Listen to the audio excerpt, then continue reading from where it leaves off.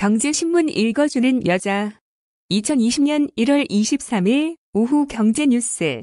1. 현대차 4Q 깜짝 실적의 강세. 현대차가 지난해 4분기 실적 호조에 이틀째 강세를 지속하고 있습니다. 23일 오전 9시 44분 현재 현대차는 전 거래일 대비 2,000원 오른 12만 9천원에 거래되었습니다.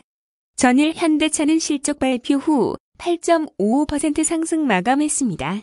현대차의 4분기 연결 기준 매출액은 전년 동기 대비 10.5% 늘어난 27조 9천억 원, 영업이익은 148.2% 급증한 1조 2천억 원을 기록했습니다. 2. 금감원 국실장 인사, 단행 부서장 70% 교체. 금융소비자 보호처 인력 강화와 세대 교체, 유능한 인재의 과감한 발탁, 전문성 중심의 배치, 여성 인력, 중용 등이 이번 인사의 키워드입니다. 금감원은 이번 인사에서 금소초 산하에 다양한 금융감독 경력을 보유한 인재를 대거 배치해 소비자 보호 강화와 포용금융 확대의 감독 역량을 집중할 방침입니다. 금감원은 이번 인사에서 김미영 자금세탁방지 실장을 여진금융검사국장에, 박선희 인재교육원 실장을 자본시장조사국장에 앉혔습니다. 3. 300조 세금 퍼부와 지켜낸 2% 경제성장률 민낯. 우리나라의 지난해 경제성장률이 2%에 겨우 턱걸이하며 글로벌 금융위기 이후 가장 낮은 수준에 머물렀습니다. 지난해 2.0%의 경제성장률 가운데 정부의 기여도는 1.5%포인트로 민간의 3배에 달했습니다. 실제로 지난해 GDP에 대한 정부 지출은 305조 3,561억 원에 달했습니다. 지난해 실질 국내 총소득은 전년 대비 0.4% 감소하며 실질 GDP 성장률을 크게 밑돌았습니다. 4. 엘리엇 회장 현대차 지배구조 개편 힘받나.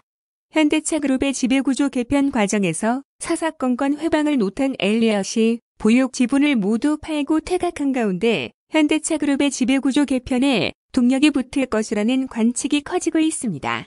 현대차 그룹은 2018년 3월 말 현대모비스, 현대글로비스 분할합병, 지배구조 개편 차원의 그룹사와 대주주 간 지분 매입, 매각을 통한 순환출자 완전 해소를 추진하는 지배구조 개편안을 내놨습니다. 하지만 엘리엇이 지분을 매각하고 떠남에 따라 현대차 그룹의 지배구조 개편에도 속도가 붙을 수 있을 전망입니다. 5. 우한 폐렴 비상에 국제유가 2%대 급락. 국제유가가 우한 폐렴 확산과 원유 공급 과잉 전망에 22일 2% 이상 하락했습니다.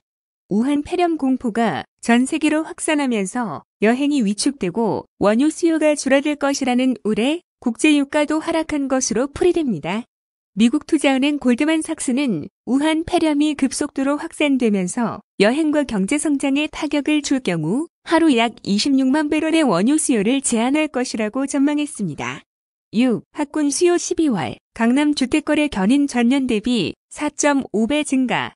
3일 국토교통부에 따르면 작년 12월 서울 강남, 서초, 송파, 강동 등 강남 4구의 주택 거래량은 4,726건으로 전년 같은 달 대비 355.3% 증가하였고 서울의 주택 거래량은 22,156건으로 전년 대비 216.5% 올랐습니다.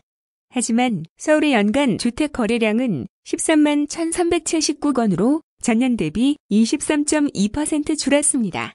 작년 전체적으로 보면 서울, 강남 등 일부 지역에서 국지적으로 과열 양상이 벌어졌으나 정부의 강력한 부동산 대책이 이어지면서 서울 등 수도권을 중심으로 전반적으로 주택시장이 위축된 결과로 분석됩니다. 7. 고가 단독주택 보유세 부담 최고 50% 급증. 개별 단독주택 공시가격의 기준이 되는 표준 단독주택 공시가격이 지난해보다 4.47% 올랐습니다. 강남구의 비단독주택의 경우 공시가격이 지난해 14억 원에서 올해 16억 3천만 원으로 16.4% 오르는 데 비해 보유세는 작년 542만 7,600원 올해 768만 8,784원으로 41.66% 증가하였습니다. 단독주택세 부담은 앞으로 공시가격이 오르지 않더라도 한동안 계속 높아질 예정입니다. 공정시장가액 비율이 내년 95%, 2022년에는 100%로 상향되기 때문입니다. 8. 서울 강남 아파트값 33주 만에 하락세로 전환. 한국감정원이 발표한 1월 셋째 주 주간 아파트 가격 동향을 보면 서울 아파트값 상승률은 0.04%에서 0.03%로 축소됐습니다. 특히 강남구 아파트값 상승률은 마이너스 0.02%로 33주 만에 하락세를 나타냈으며 송파구와 서초구도 재건축 추진단지 급매물이 나오는 등의 영향으로 각각 마이너스 0.01%를 기록했습니다.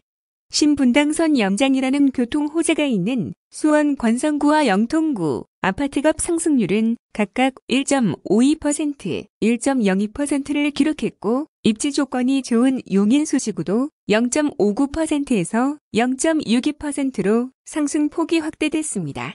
9. 손태승 우리금융회장, 금감원과 DLF 책임 공방. 손 회장은 지난 16일 열린 1차 제재심에 참석했으나 함께 참석한 함양주 하나금융지주 부회장에 대한 심의가 그날 오후 7시까지 이어지면서 손 회장에 대한 소명은 약 2시간에 그쳤습니다. 금감원은 지난해 말 손 회장과 한 부회장에게 문책 경고, 수위의 중징계를 사전 통보한 바 있습니다. 손 회장은 오는 3월 열리는 우리금융지주 주주총회에서 연임이 사실상 확정된 상황이지만 중징계가 확정되면 연임에 제동이 걸릴 것으로 보입니다.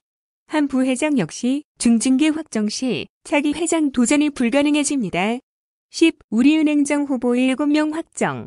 23일 금융권에 따르면 우리금융지주 이사회 산하그룹 임원 후보 추천위원회는 지난 22일 우리은행장 후보에 대한 자격 요건을 논의하고 후보군을 선정했습니다.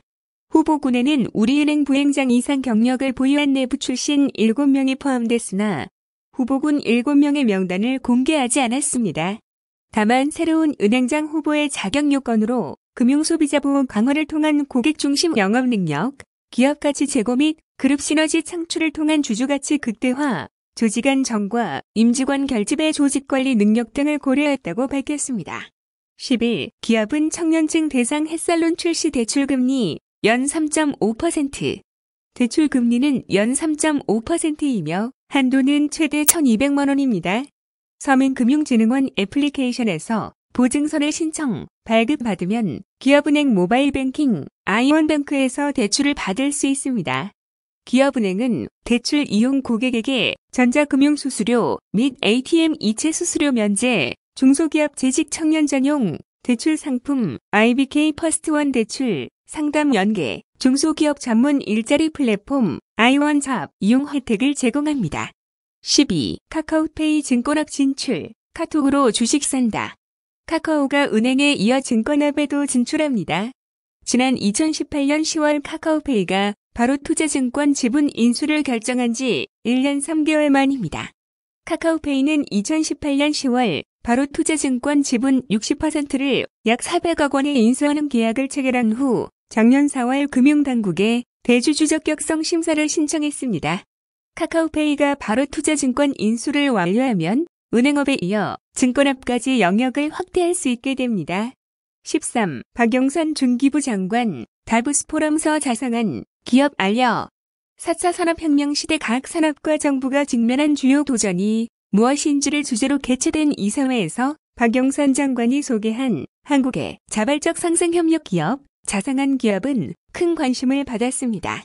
AMP 이사회 공동의장인 다만 샹무가란남 싱가포르 장관은 마무리 발언에서 한국의 사례를 언급하며 자상한 기업을 전 세계에 적극 홍보해 많은 나라가 한국의 우수한 정책 사례를 배우고 정책에 반영할 수 있도록 AMP가 노력해야 한다고 강조했습니다.